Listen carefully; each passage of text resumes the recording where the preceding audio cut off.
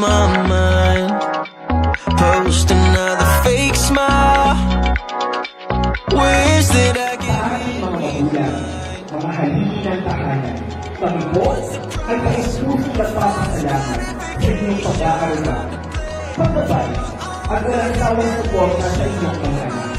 Ang pagtatapos na ito ay hindi lamang tagumpay ng inyong mga anak, kundi tagumpay rin po. And I can't even act my age.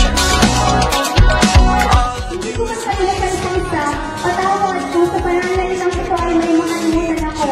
Ngunit pinapaabot ko ang aking pasasalamat sa lahat ng mag-aaral sa sekundarya.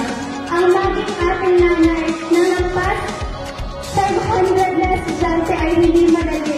Ngunit hindi ko kailanman pagsisisihan lahat ng pagod, servisyo, kasama ang mga organisasyong ating ginoo ay hindi matatawaran.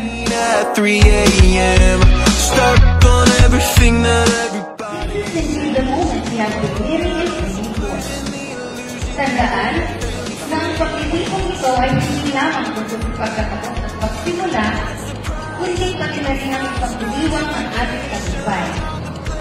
Dahil ito ang lulok nito, ang bunga ng mga gabing walang tulong dahil sa pag-aasal at paghahanda para sa mga pang-araw-araw na hamon na inaalok ng buhay sa Senior High.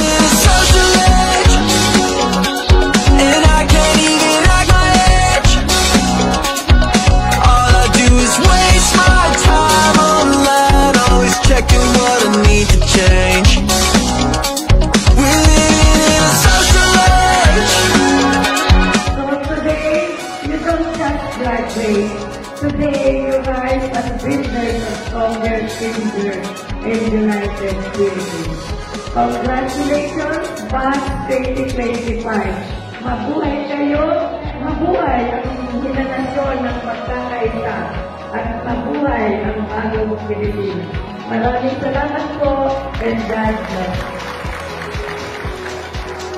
Yeah, we're living in a social age. And